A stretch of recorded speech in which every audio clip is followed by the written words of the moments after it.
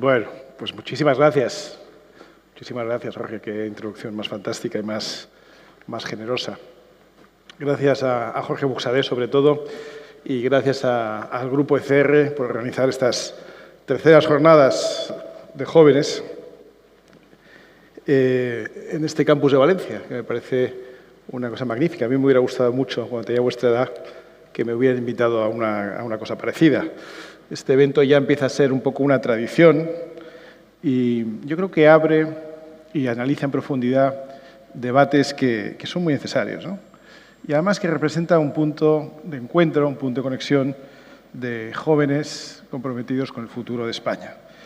A mí se me ocurren planes mucho más divertidos para hacer un viernes por la tarde en Gandía o en Valencia que estar aquí hoy. Y, por tanto, el mero hecho de que estéis aquí, para mí ya es una señal de que os importa España, de que tenéis preocupaciones elevadas, de que queréis contribuir a sumar una alternativa. Ojalá dentro de poco, además de los 52 diputados que ya tenemos, que son un equipo realmente extraordinario, podamos tener algunos de vosotros también, entre los congresistas, senadores, diputados europeos, diputados autonómicos o concejales que tenemos en toda España. Porque claramente vosotros, si estáis aquí hoy, es porque queréis contribuir a construir una alternativa y eso pues es muy de agradecer. Así que muchas gracias. Gracias por complicaros la vida y gracias por dedicar tiempo, como digo, un viernes por la tarde, que a vuestra edad seguro que muchos amigos y compañeros vuestros están en labores muy distintas un viernes por la tarde. Como tantas veces, la actitud es lo que marca mucho la diferencia, ¿no? Y yo estoy muy orgulloso, la verdad, de haber conocido a lo largo y ancho de España a muchos jóvenes como vosotros, con talento, que están demostrando realmente que la juventud española ofrece una enorme esperanza para el conjunto de la nación. Sois jóvenes formados, sois jóvenes inquietos, inconformistas, que queréis a vuestro país y que estáis dispuestos a dar una batalla por él, una batalla cultural. Y la batalla cultural de la que hablamos muy frecuentemente, en realidad, no es otra cosa que la defensa de ideas, de principios, de valores que han hecho de España, sin duda, uno de los mejores países del mundo para nacer y para vivir en el siglo XXI, con todos los problemas que tenemos. Y claro que nosotros nos pasamos el día señalando los problemas que tiene España y las posibles soluciones que ofrecemos. Pero no olvidemos, y no perdamos la perspectiva, que si hubiera que elegir un sitio del mundo y un momento del tiempo para nacer, si no supierais que cuando volváis a nacer, si vais a ser hombre o mujer, si vais a ser personas con capacidades plenas o con algún tipo de dependencia, si no sabéis qué tipo de orientación sexual tendréis en el momento de nacer o qué color de piel, si tuvierais que elegir, yo no tengo duda de que la mayoría de nosotros elegiríamos la España de hoy, con todos los problemas que tiene. Pero no me imagino ni un sitio, ni un lugar, ni un momento mejor para nacer que en la España de hoy. España es una nación que hemos recibido como legado, sin mérito alguno por parte nuestra, y nuestro mérito estará en ser capaces de legarle a la siguiente generación, legarle a vuestros hijos, que todavía no tenéis, pero legar a la siguiente generación al menos una nación en condiciones tan buenas o mejores como la que hemos recibido. Esa sería verdaderamente la expresión de nuestro mérito. Así que tenemos la obligación, sentís también, yo creo, vosotros la responsabilidad de dejar una España mejor, de legar a la siguiente generación una España optimista, en buenas condiciones y con un futuro muy brillante. Y eso es lo que está en juego, eso es a lo que todos nos dedicamos, unos a tiempo completo y vosotros al menos durante unas horas este fin de semana. Que lo que ahora entre vosotros y nosotros entendemos que es el sentido común, que es lo normal, que es lo lógico, que todo eso ahora está en cuestión, que todo eso parezca que pueda ser incluso extremista, que estas ideas, esos principios, esos valores hoy estén arrinconadas, esas ideas arrinconadas por los enemigos de las matemáticas, por los negacionistas de la biología, por los profetas del catastrofismo climático o por los revisionistas de una de las historias más brillantes que puede presentar ninguna nación del mundo, eso es sintomático de que estamos gobernados, influidos en un contexto de realmente ideas muy extremistas. Vosotros pues no habéis conocido otra España, porque durante toda vuestra vida estas ideas son las que han primado, pero los que tenemos algunos años más, tampoco tantos, ¿eh? Jorge sí, Jorge es muy mayor, pero los que no somos tan mayores hemos conocido otra España. Hemos conocido una España pujante, creciente, moderna, europea, atlantista, con grandes aspiraciones, pero donde primaban ideas, principios y valores, como digo, muy parecidos a los nuestros. La izquierda ha conseguido cosas increíbles en estos años. Ha conseguido, desde su sectarismo, que España, como digo, uno de los mejores sitios del mundo para nacer mujer, se considere que estamos en una alerta machista. La izquierda ha llegado a declarar en España, donde no existe tal cosa como el fascismo, una alerta antifascista. La izquierda ha conseguido que España, que es un país que apenas emite el 0,7% de los gases de CO2 en el mundo, que aquí se declare la emergencia climática. Lo que hay que declarar de verdad es la emergencia del sentido común, porque esto es lo que ha sido abandonado durante muchos años en nuestro país. En Vox estamos logrando, modestamente, que en el Congreso de los Diputados se empiece a hablar de cosas de las que no se hablaban antes. Hay temas que son puramente de sentido común, que antes ni se discutían y que con el tiempo ya se ha alcanzado una especie de consenso progre, del que tampoco se discute, pero por lo contrario. Antes eran ideas establecidas, hoy son debates que la izquierda dice que están cerrados. Y, de hecho, cuando los reabrimos se ponen muy nerviosos. Cuando volvemos a hablar de ciertos temas, te dicen, pero si ese debate ya estaba cerrado. Bueno, estaba cerrado por incomparecencia del rival, porque aquel otro partido que decían que era de derechas acaba asumiendo los mantras progres solo que con 10 o 12 años de retraso. Yo paso vergüenza cuando en el Congreso se produce un debate. Yo oigo al Partido Socialista acusar al otro partido, con razón, de que todo lo que defendía el Partido Socialista hace 10 o 15 años, hoy lo defienden ellos con vigor. Y que, por tanto, todas las ideas que hoy defiende ese partido tan extremista llamado Partido Socialista Obrero Español, las acabará aceptando al otro lado con 10 o 15 años de retraso. Y esto lo escuchamos todos los días. Yo creo que pasamos más vergüenza nosotros que ellos al escucharlo. Yo, desde luego, paso mucha vergüenza. Y nosotros, pues vamos reabriendo debates que se han ido cerrando durante el tiempo, ¿no? Por ejemplo, la semana pasada tuvimos, el viernes pasado, hace justo una semana, unas jornadas en Vox, en el Congreso, organizadas por Vox, sobre la ocupación ilegal de viviendas, un tema del que nadie quería hablar. Y trajimos a académicos, a expertos sectoriales, pero también trajimos a una parte de la que se escucha poco, que es las víctimas de la ocupación ilegal.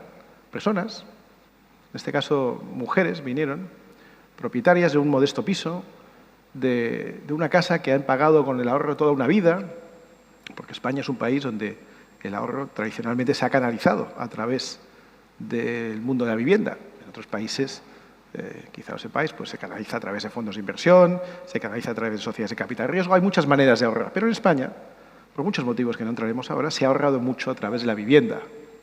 Y hay muchas personas con nombre y apellidos, con cara y ojos, a las que se les ha usurpado, a las que se les ha robado, a las que se les ha atracado los ahorros de toda una vida. Y nadie les había escuchado nunca.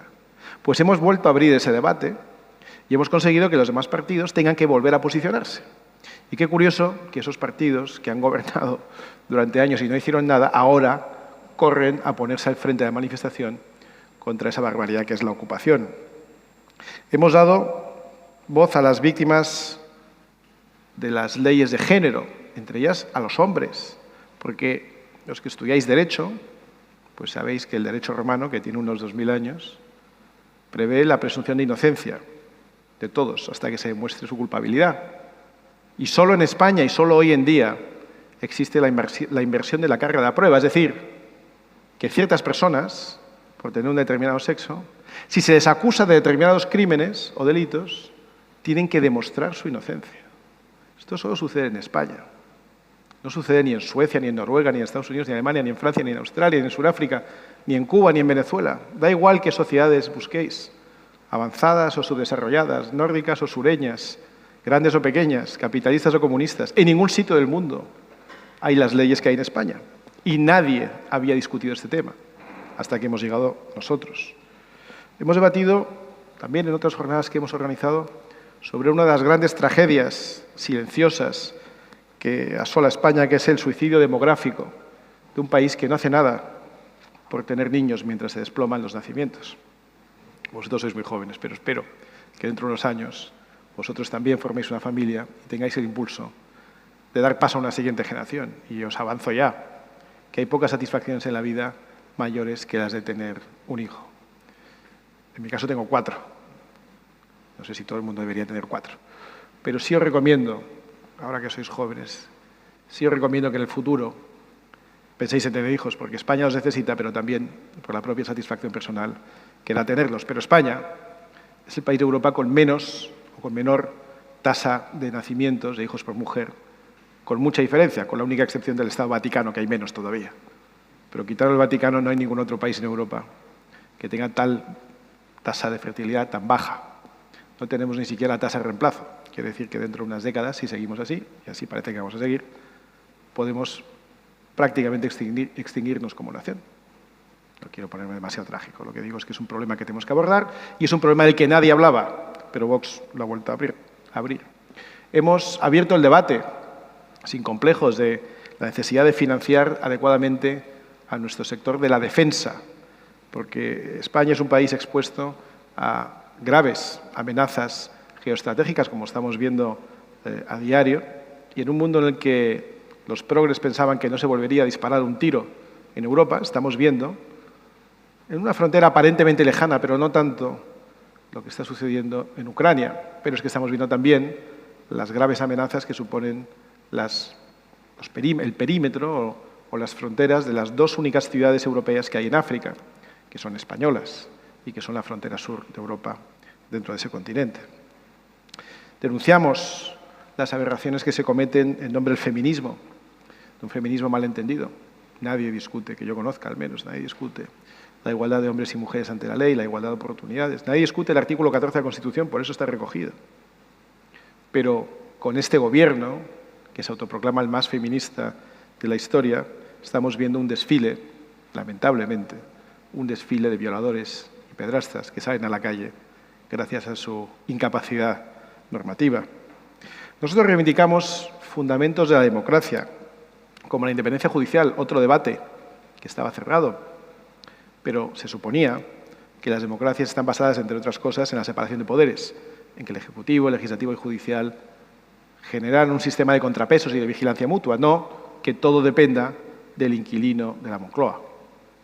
Lamentablemente, el bipartidismo durante todos estos años ha jugado con los jueces, ha jugado con el Poder Judicial y se ha acostumbrado a dominarlos de tal manera que cuando sus casos de corrupción llegaran a las más altas instancias, tuvieran a los jueces adecuados para evitarles mayores condenas. La defensa de la propia Constitución ha sido una característica de este partido y no hay ninguno otro que haya conseguido semejantes éxitos en un corto periodo de tiempo como nosotros ante el Tribunal Constitucional. Por eso, cuando a algunos se le ocurre mencionarnos si somos constitucionalistas o no, yo le remito simplemente a los resultados que hemos obtenido, como digo, ante el Tribunal Constitucional. Lo que demuestra es que este gobierno es el que no está respetando la Constitución. Digo que se demuestra por las sentencias del propio Tribunal Constitucional, por cierto, cuyos miembros no fueron nombrados por nosotros, sino por aquellos partidos del bipartidismo. Y abrimos también, y aquí entronco con el fundamento o con lo central de este campus, abrimos también el debate sobre 2 aspectos realmente importantes del que nadie ha querido hablar en los últimos años. El tema de la soberanía energética y el problema, que yo creo que es una oportunidad también, del agua.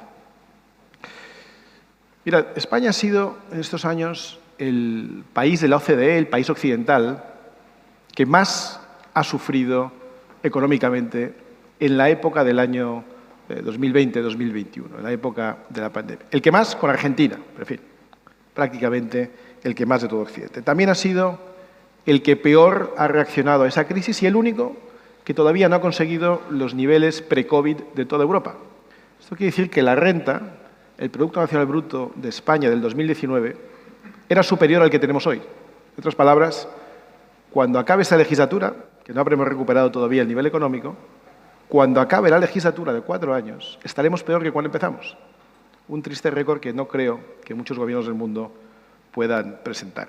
Y en el camino, somos el único país que ha subido impuestos. Por si acaso estábamos razonablemente bien. Si nos quedaba algo de liquidez, nos han subido los impuestos, han subido el precio, por supuesto, de todos los productos de la cesta de compra.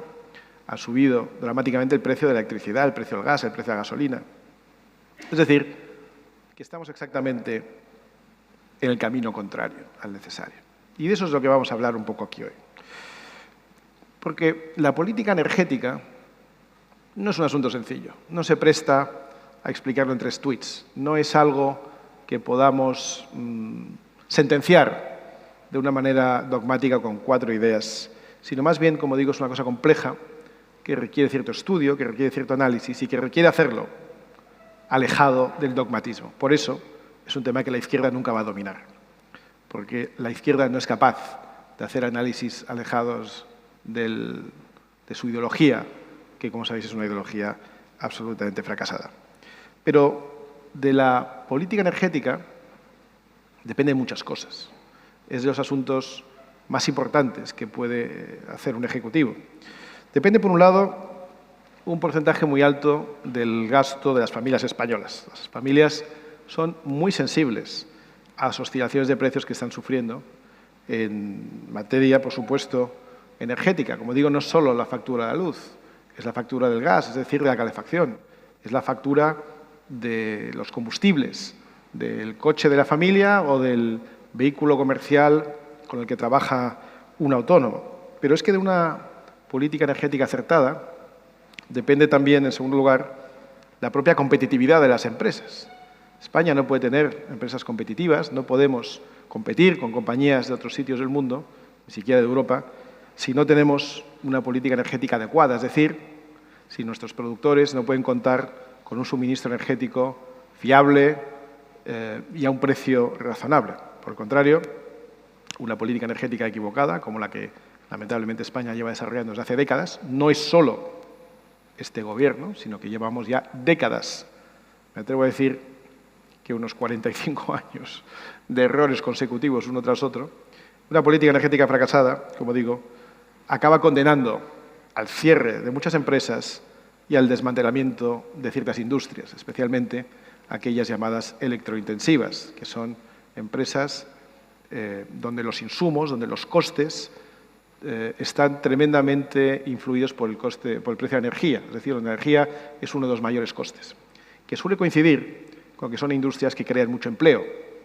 Por tanto, todas las industrias dependen de la energía, pero las electrointensivas, que son grandes generadores de empleo, son las más sensibles. Por tanto, la política energética, si es desacertada, puede generar un alto índice de paro de manera relativamente rápida. Pero es que de una acertada política energética depende también un factor del que hablamos todavía poco, pero del que tenemos que hablar más, que es una acertada política de conservación del medio ambiente.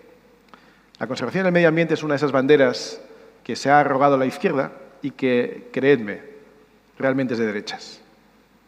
Conservar el medio ambiente es de derechas.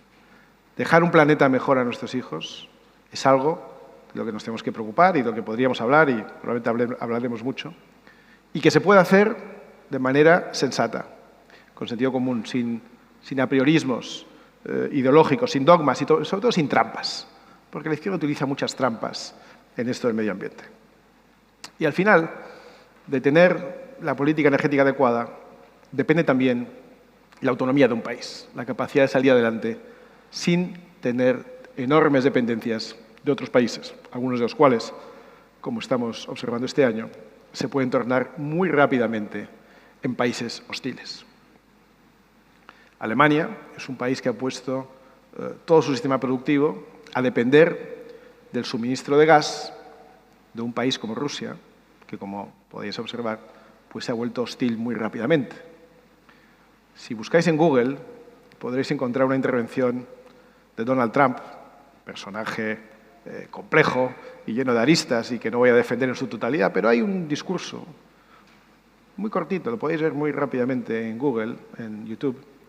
Hay una intervención que hace Donald Trump en la sede de las Naciones Unidas, en Nueva York, y que no es de hace 40 años, es de hace 2 o 3.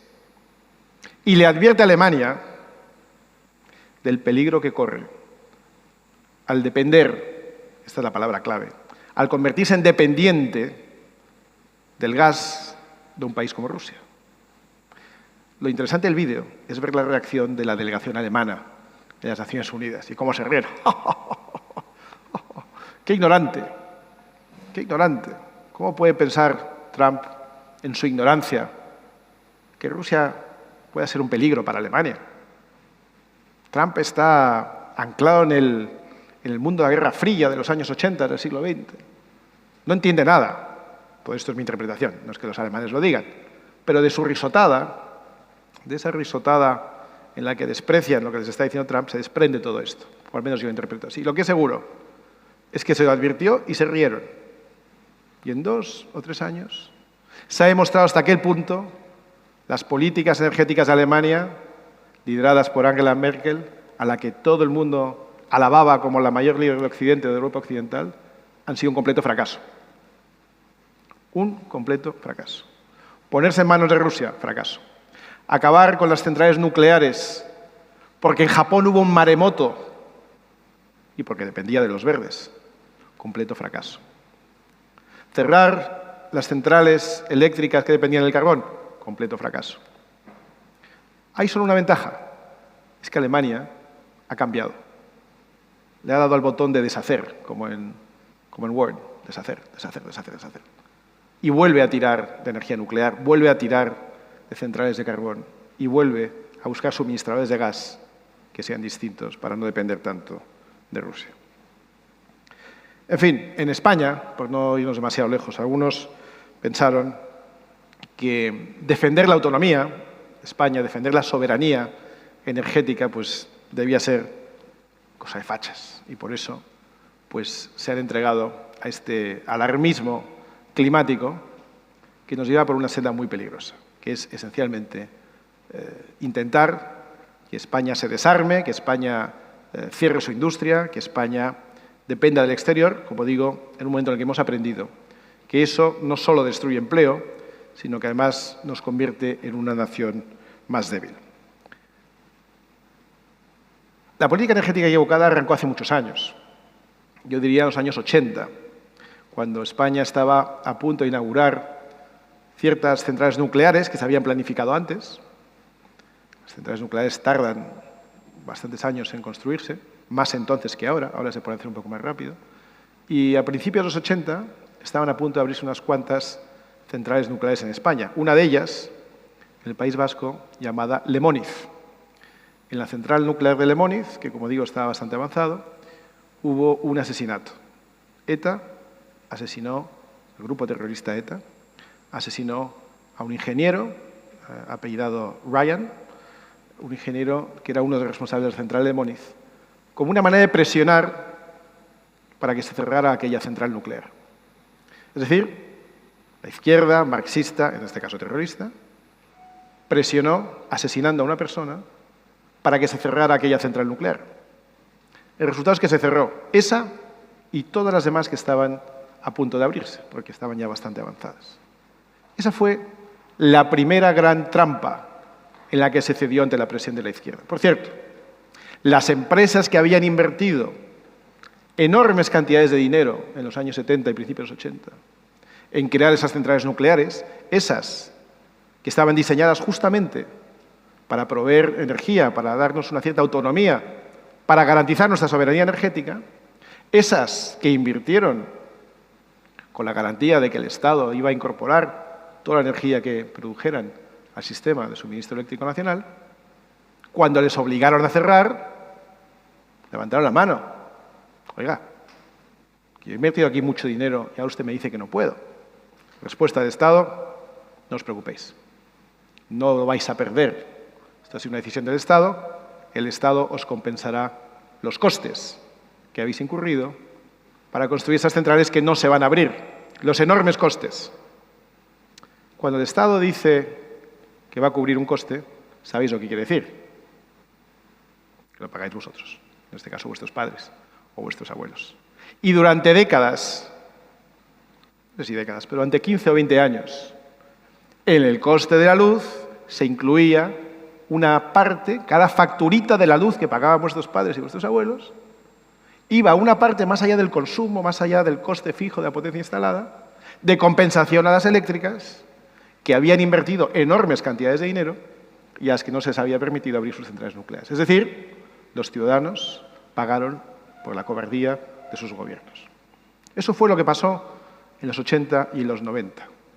Cuando por fin se saldó aquella deuda, que se tardó, como digo, como 20 años, apareció el siguiente, Zapatero. ¿Os acordáis de Zapatero? Qué suerte los que no os acordéis.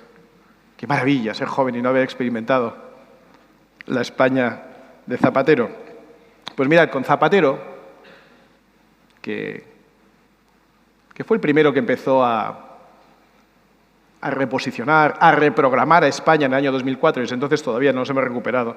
Con Zapatero, que era más listo que nadie, decidió que iba a instalar en España toda una industria de energía verde, renovable, sostenible, ecologista, en un momento en el que las tecnologías no estaban suficientemente maduras para ello. Entonces se creó, por la vía del BOE, por el Boletín Oficial del Estado, por decreto, un mercado eléctrico con unas condiciones muy favorables, extraordinariamente favorables, demasiado favorables, ahora os diré por qué, a la instalación de plantas de energías renovables, como digo, cuando la tecnología todavía no estaba preparada para ello. Se produjo un auténtico boom de inversores. Llegó a España capital de todo el mundo, porque tú metías dinero en energías renovables, ponías parques eólicos o sobre todo fotovoltaicos y te garantizaban una rentabilidad sobre la energía que se produjera muy superior a la que podía ofrecer pues, el mercado inmobiliario o el mercado de bolsa. Era un chollo aquel boom de renovables. En palabras del Ministerio o del Ministro de Energía de aquella época, Miguel Sebastián, analizándolo después, pasados los años, dijo: se nos fue la olla. Fue tal el boom de renovables que pasados los años vieron que no se podía pagar. Era imposible, o eso decidió el siguiente gobierno, era imposible pagar a todos los inversores que habían metido tanto dinero en una tecnología, hoy por supuesto ya obsoleta, y que con el paso del tiempo muy rápidamente quedó fuera de mercado, fuera de precios de mercado. Así que el siguiente gobierno, en este caso el de Rajoy, decidió no pagar el precio que se había ofrecido, que se había prometido a los inversores que vinieron de todo el mundo por aquellas energías renovables. Si se les había ofrecido, digamos, una rentabilidad del 5%, pues se dijo: eso es demasiado, te voy a pagar el 2%.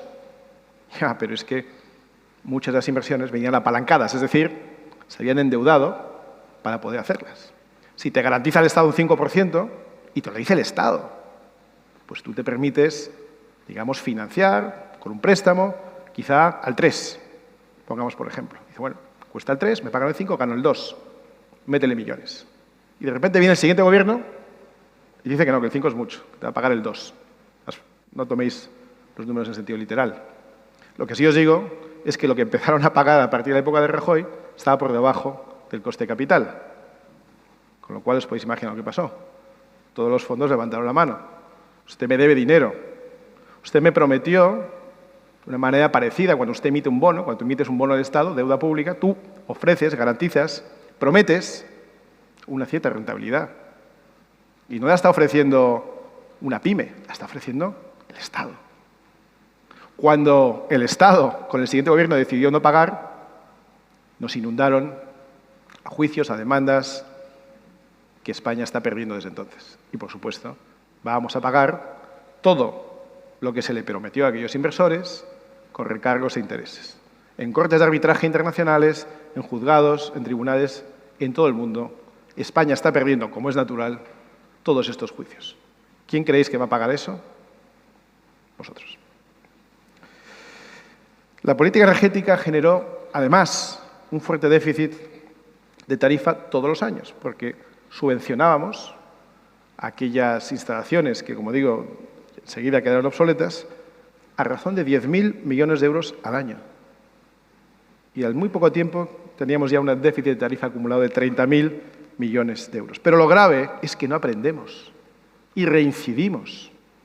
Somos capaces de ponernos piedras en nuestra propia mochila generación tras generación. Reincidimos, además, con la aquiescencia del partido que teóricamente debería presentar oposición a quien está haciendo estas barbaridades. Es decir, reincidimos con el consenso progre de todo el arco parlamentario, con la única excepción de Vox. Mira, el año pasado, no, este mismo año, no, yo creo que ya fue el año pasado, pero en fin, hace muy pocos meses, de una forma completamente acrítica, sumisa y reflexiva, todos los partidos de consenso progre, asumiendo las nuevas imposiciones ideológicas, no tecnológicas, no medioambientales, no basadas en la ciencia, sino puramente ideológicas, aprobaron la llamada Ley de Cambio Climático. El único partido que votó en contra fue Vox. Os podéis imaginar la acusación inmediata. Negacionistas, fascistas, bueno, todo lo de siempre, ¿no? Pero todos los demás asumieron, sin condiciones, sin discusión, la agenda climática del Gobierno e impulsaron una ley que, como digo, está llevando a la ruina a nuestra industria. Pero, insisto, Europa es responsable aproximadamente del 9% de las emisiones del planeta. España, del 0,7%. Es decir, el 99,3% de las emisiones del planeta nada tienen que ver con España. Lo que pretende esta ley, lo que pretende este paquete climático es que mientras China e India disparan sus emisiones al infinito, mientras ellos abren centrales térmicas, mientras Francia sigue generando energía nuclear que nosotros no generamos y se la compramos, mientras Marruecos genera energía con centrales térmicas que nosotros no podemos, pero les compramos a ellos. Nosotros le compramos el gas a Estados Unidos, que obtiene con un método que en España hemos prohibido, teniendo en España, bajo nuestro suelo, gas suficiente para nuestro propio consumo durante las próximas décadas. ¿Entendéis la lógica? No vamos a explorar, está prohibido por la Ley de Cambio Climático, no ya explotar, que también, sino explorar las bolsas de gas que sí tenemos, porque, oye, no tenemos petróleo, no tenemos diamantes, no tenemos oro, pero resulta que sí tenemos gas en nuestro subsuelo y, por cierto, en el suelo marino. Nos prohibimos, por ley, explorarlo y explotarlo, porque eso es muy malo para el planeta, pero se lo compramos, cada vez a precio más caro, como es lógico, a los que sí lo están haciendo en otros países del mundo. Algunos más desarrollados que nosotros, como Estados Unidos, y otros más subdesarrollados. Y mientras, esto está teniendo unas graves consecuencias, como os decía antes, sobre nuestra industria.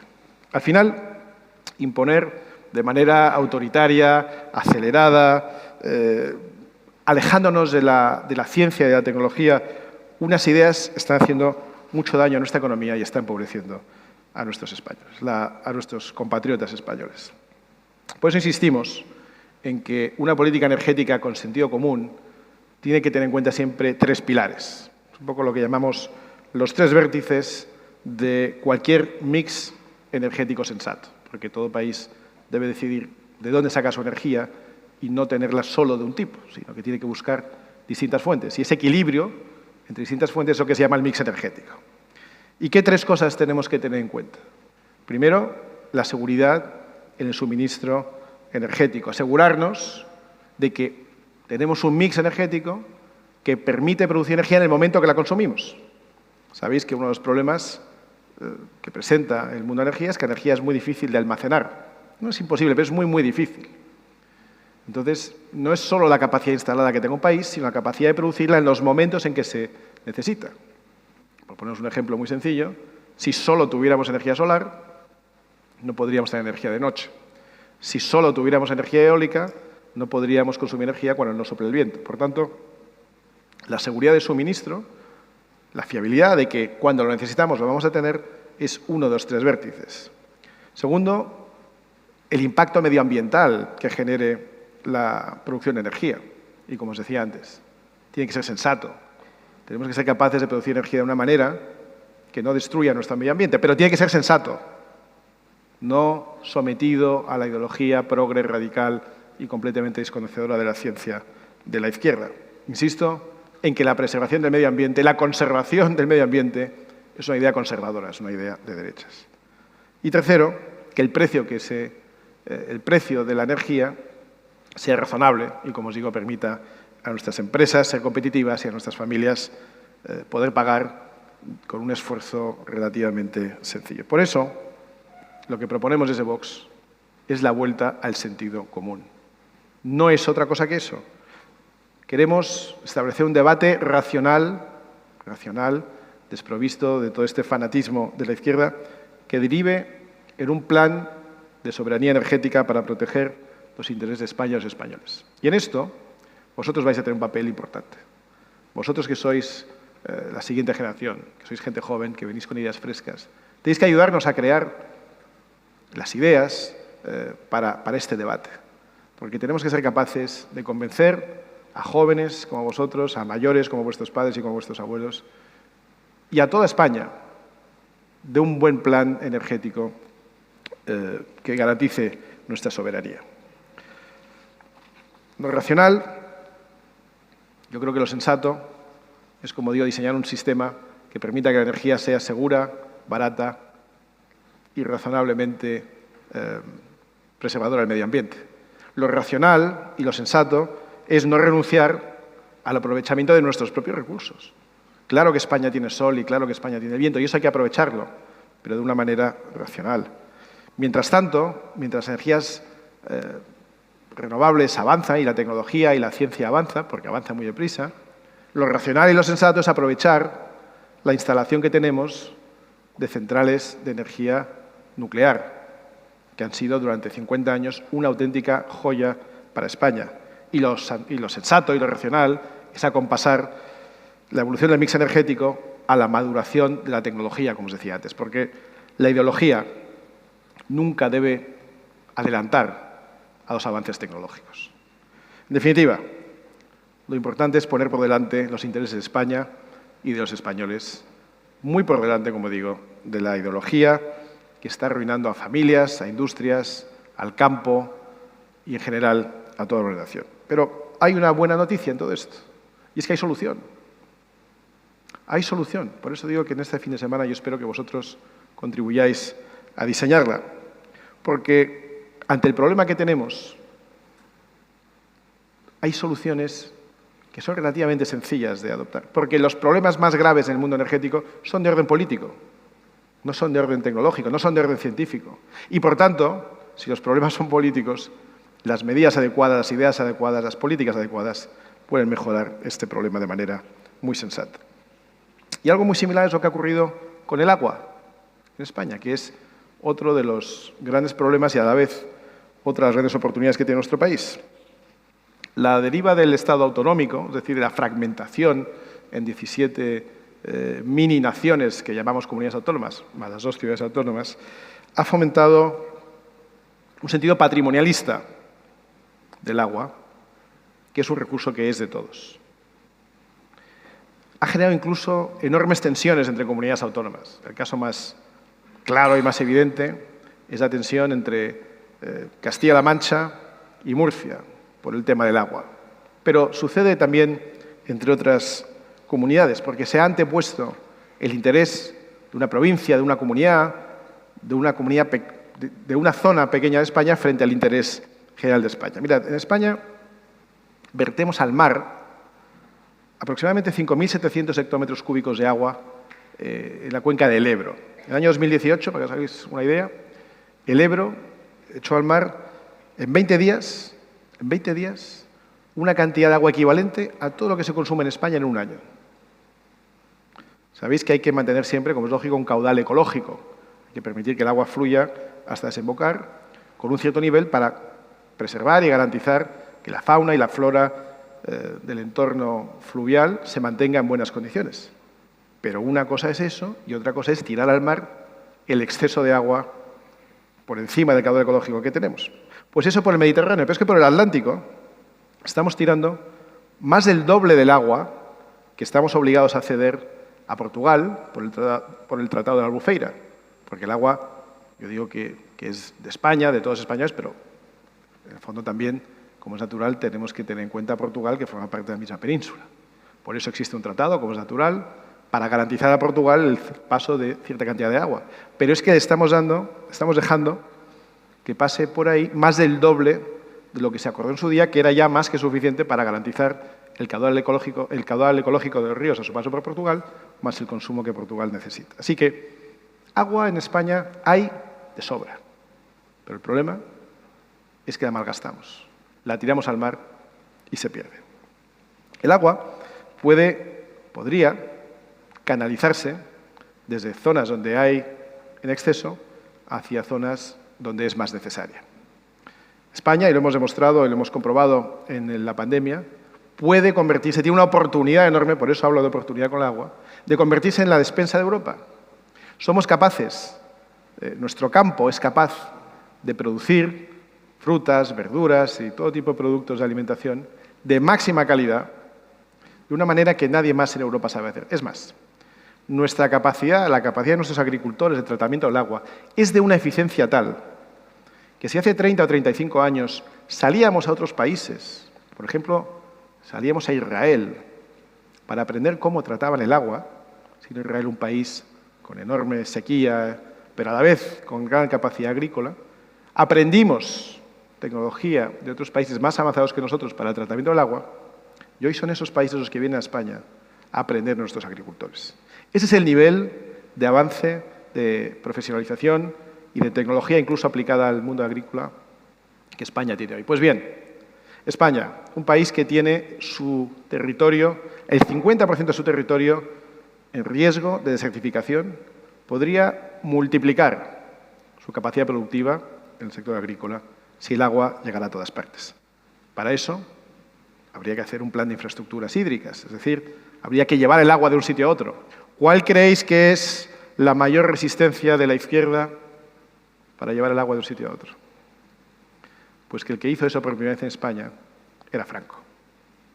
Y entonces parece que las infraestructuras de agua son franquistas. Es así de estúpido. Si Franco hizo autopistas, pues ellos no pueden hacer autopistas, lo tienen que llamar autovías. Si Franco hizo pantanos, ellos no pueden hacer pantanos. Tendremos que llamarle de otra manera. Pensad, a ver, vosotros que sois creativos, si le llamamos sistemas de retención de agua, o les llamamos embalses, o les llamamos... para que no se crean que es franquista. Porque esta es la principal razón que impide a la izquierda crear un sistema de infraestructuras de agua, que sería una palanca, por utilizar términos del Fútbol Club Barcelona, una palanca de crecimiento para España absolutamente imprescindible. Y Vox es el único partido que defiende un plan hidrológico nacional, con una auténtica red de infraestructuras que lleven el agua de donde más sobra a donde más se necesita. Hay un ejemplo paradigmático de lo que significa el agua para una comunidad o para una zona de España. Mirad, cuando miráis, antes os decía que España tiene un problema de natalidad muy grave, pero cuando miráis dónde ha crecido España, en términos de población y también en términos de renta, ¿dónde ha crecido más España en los últimos 25 años? Destacan 4 comunidades. Baleares y Canarias, esto es por el turismo. Baleares y Canarias son comunidades que han crecido mucho porque hemos sido capaces de atraer a mucho turista, especialmente de extranjero, y por tanto ha traído mucha riqueza. La Comunidad de Madrid, esto se supone que es por el efecto capitalidad, porque ha habido algunas políticas acertadas en los últimos años, por muchos motivos. Y la cuarta es Murcia. ¿Por qué Murcia? ¿Qué tiene Murcia? ¿Qué ha cambiado en Murcia en los últimos 25 años? ¿Qué ha hecho que Murcia se haya puesto a la cabeza del crecimiento económico de España junto con otras comunidades, de crecimiento económico y de población, junto con otras comunidades cuya explicación es más sencilla? La respuesta es el agua, el trasvase Tajo Segura, la llegada masiva de agua en buenas condiciones económicas, en suficiente cantidad de suministro, a sitios donde se podía producir especialmente frutas y verduras, ha sido la clave para el desarrollo de Murcia, para su desarrollo económico y para fijar población. especialmente el medio rural, que es donde España más pierde. Cuando hablamos de la España abandonada, de la España vaciada, es la España seca. Hay muy pocos sitios de España donde llegue el agua de manera masiva y donde no haya un núcleo de población significante. Hay algunas, pero pocas. Normalmente donde hay agua hay riqueza, donde hay riqueza hay crecimiento, donde hay crecimiento hay población que crece. El agua es una fuente enorme de riqueza si se sabe tratar bien, y en España sabemos tratarlo bien. Voy concluyendo, pero quiero que reflexionéis sobre algunas de las ideas que estamos tratando aquí y que seguramente trataréis a lo largo del fin de semana. España tenía una gran oportunidad con los fondos Next Generation. Sabéis que Europa ha decidido canalizar hacia España 140.000 millones de euros, aproximadamente 70.000 millones de euros a fondo perdido y otros 70.000 millones de euros en forma de deuda, en condiciones más o menos favorables. 140.000 millones de euros. España tiene una oportunidad brutal para aprovechar esos fondos e invertirlos en infraestructuras. La inversión en infraestructuras productivas, claro, no se trata de hacer una carretera hacia ningún lugar o un aeropuerto que luego quede abandonado, pero el aprovechamiento de esos fondos en forma de infraestructuras necesarias y productivas solo tiene ventajas. La primera es que genera empleo a muy corto plazo. La propia producción de esas infraestructuras, la puesta en marcha de esas infraestructuras, genera mucha mano de obra y genera mucho trabajo en el muy corto plazo. El problema suele ser que es difícil de financiar, pero para eso tenemos 140.000 millones que están deseando llegar a España si hubiera programas para ello. La incompetencia de este Gobierno y su incapacidad de gestionar esos fondos es un problema del que podríamos hablar otro día. Pero ahora hay dinero europeo, hay algo de dinero en España también. Es el momento de abordar estas infraestructuras. Segundo, una vez que se ha generado ya el empleo directo como consecuencia de la puesta en marcha de esas infraestructuras, se genera toda una serie de actividades alrededor de las infraestructuras que generan mucha riqueza. Se considera que en un plazo relativamente breve esas infraestructuras se pagan a sí mismas porque la riqueza que se genera en el perímetro, si tú llevas el agua a Murcia, en Murcia el boom económico es tal que en muy pocos años lo que esa riqueza genera, aunque solo sea en forma de impuestos, es más que suficiente para pagar la infraestructura que se acometió, si la infraestructura está inteligentemente planificada y ejecutada, claro. Por eso hablamos de un plan de autopistas del agua, por eso hablamos de un plan hidrológico nacional, por eso hablamos de llevar el agua a todas aquellas zonas de España donde puede servir para disparar nuestra productividad agrícola y generar auténtica riqueza en los confines de todas las provincias españolas. Concluyo. Queridos jóvenes, os ha tocado vivir una época apasionante. Os ha tocado vivir una época en la que vais a encontrar dificultades, en la que vais a encontrar obstáculos, en la que vais a tener barreras, pero también os ha tocado vivir una época en la que vais a poder transformar España. Nosotros estamos modestamente abriendo el camino, pero lo que hay que hacer en España no se hace ni en una legislatura ni en dos. Se tarda unos cuantos años. Vosotros estáis en la edad perfecta para empezar a interesaros por lo común, por lo que os trasciende.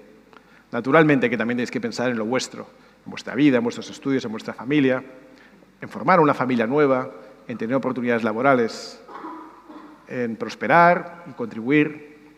Pero yo os quiero pedir, ya que estáis aquí hoy, ya que habéis mostrado interés, que nunca perdáis el interés en lo que nos une a todos, que nunca perdáis el interés en lo que nos es común, que nunca perdáis interés en lo trascendente, porque esa será una de las mayores riquezas que podrá atesorar este país. Si jóvenes como vosotros, preparados, preocupados, que se sienten llamados a una misión un poco más elevada que la que tienen otros, si tenéis ese interés y tenéis esa capacidad, España os necesita. Así que yo espero que dentro de pocos años me pueda volver a encontrar con muchos de vosotros y me podáis decir, yo estuve en aquel campus en Valencia en el 2022, escuché a muchos oradores, escuché a Jorge Buxadé, escuché a mucha gente, conocí a otros jóvenes como yo y he seguido una trayectoria profesional determinada y me ha ido muy bien. Y ahora creo que es el momento de contribuir a España y creo que puedo contribuir con el conocimiento que tengo, con la experiencia que tengo, con los contactos que tengo de otros jóvenes como yo. Y si eso se produce, me dará una enorme alegría porque significará que España va por el camino correcto. Así que gracias a todos por estar aquí este fin de semana. Sed conscientes de la responsabilidad que tenéis entre manos. Divertíos, aprended, conoceros, generar redes entre vosotros, pero no olvidéis nunca la importante labor a la que estáis llamados. Muchas gracias.